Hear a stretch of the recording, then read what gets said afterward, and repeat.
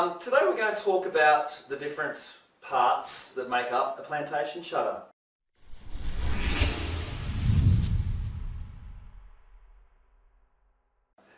You probably don't really need to know all these parts, but it can't hurt, can it? So here we have a plantation shutter, and of course the first thing we have is the louvres. Now they come in different sizes, as I've discussed in other videos. As you can see here, we have two different sizes on the one shutter. You wouldn't normally do that. It's just for display purposes. When we have the clear view option here, the louvres are controlled and connected with a metal hidden tilt rod. Or if we're having the option where we're using the tilt rod, the top louvres are connected with a visible tilt rod. On the side here, the two pieces running down the side are called the styles. Now as you can see, hopefully on the video, this style here has a beading, just giving it a little bit of a decorative finish. You can also have the styles without that beading, where it's just a flat finish. Some people think the flat finish maybe just looks a little bit more modern if your home is more towards the modern side. Across the top we have the top rail, and on the bottom we have the bottom rail, funny enough. Now these top and bottom rails will change inside depending on how many louvres you have. Also they will change inside depending on the overall size of your shutter, to determine how much strength is in the shutter. In the middle we have what's called a mid-rail. Now you don't have to have this mid-rail, but once our shutters get to 1.8 metres in height, you do have to have a mid-rail in, purely to increase the strength of the frame. If it's less than 1.8 metres in height, you don't have to have it.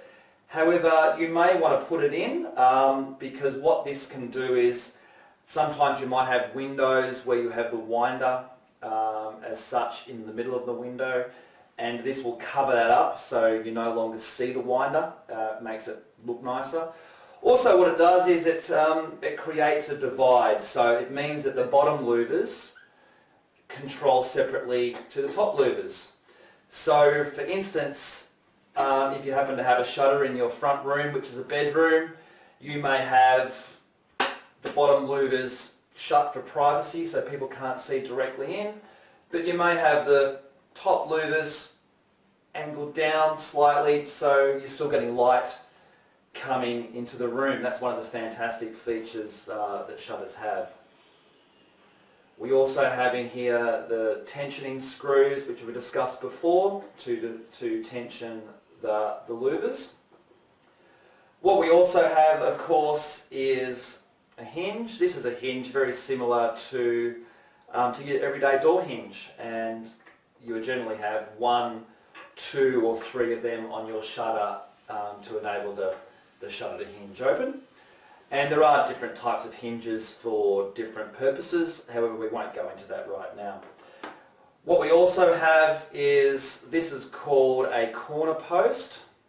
Now this would generally be a long piece, the same length as the shutter, and this is designed to go into corners where you have like a 90-degree corner or maybe a bay window, and it just gives the shutters a bit of space and somewhere to hinge.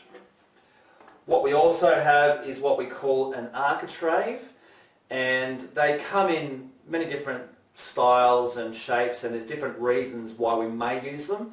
We don't necessarily have to use them, but these can be used to make the shutter more decorative.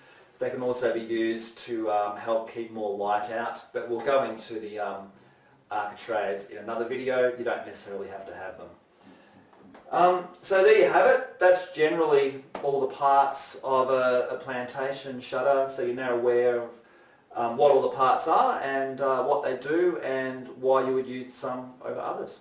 I hope I can help.